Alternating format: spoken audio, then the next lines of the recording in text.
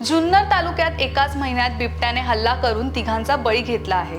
वारंवार होणाऱ्या बिबट्याच्या वाढत्या हल्ल्याने जुन्नर तालुक्यातील शेतकरी व नागरिकांमध्ये भीतीचे वातावरण पसरले आहे। शुक्रवारी 10 मे रोजी पिंपरी पेंढर येथे सकाळी बिबट्याने एका महिलेवर हल्ला केल्याने या हल्ल्यात महिलेचा दुर्दैवी मृत्यू झाल्याची घटना घडली आहे। 2 दिवसांपूर्वी एका चिमुरड्यावर बिबट्याने हल्ला केला। पिंपळदरी येथे नानूबाई कडाळे यांचा बिबट्याच्या हल्ल्यात मृत्यू झाला। याबाबत ओतूरचे वन परिक्षेत्र अधिकारी वैभव काकडे हे अधिक माहिती देताना म्हणाले की नानूबाई कडाळे या शुक्रवारी शेतात बाजरी राखण्याचे काम करत असताना सकाळी 7:30 ते 8 वाजण्याच्या सुमारास अचानक शेजारी उसाच्या शेतातून बिबट्या आला आणि नानूबाई यांच्यावरती बिबट्याने गंभीर हल्ला केल्याने त्यांचा मृत्यू झाला आहे। दरम्यान पिंपळवंडी, काळवाडी, पिंपरी पेंढार या गावांसह जुन्नर तालुक्यातील नागरिकांमध्ये बिबट्याच्या सतत होणाऱ्या हल्ल्यामुळे भीतीचे वातावरण पसरले आहे।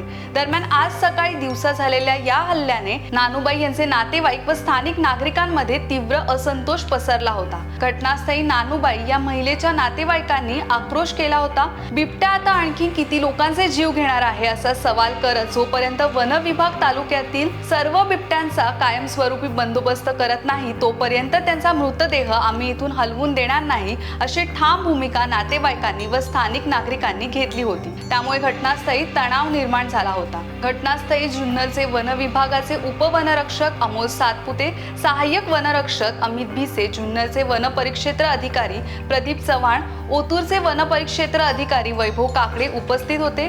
घटनास्थळी कुठलाही अनुचित प्रकार घडू नये म्हणून जुन्नरचे उपविभागीय पोलीस अधिकारी रवींद्र चौधरी यांच्या मार्गदर्शनाखाली आये फाट्याचे पोलीस निरीक्षक सतीश होडकर, सहाय्यक पोलीस निरीक्षक सुनील बडगुजर, ओतूरचे सहाय्यक पोलीस निरीक्षक AL थाटे, पोलीस उपनिरीक्षक अनिल केरुरकर, पोलीस उपनिरीक्षक अजित पाटील यांच्यासह ओतूर, जुन्नर येथे वन विभागाचे कर्मचारी व ओतूर आये फाटा पोलीस स्टेशनच्या कर्मचाऱ्यांनी चोख बंदोबस्त ठेवला होता।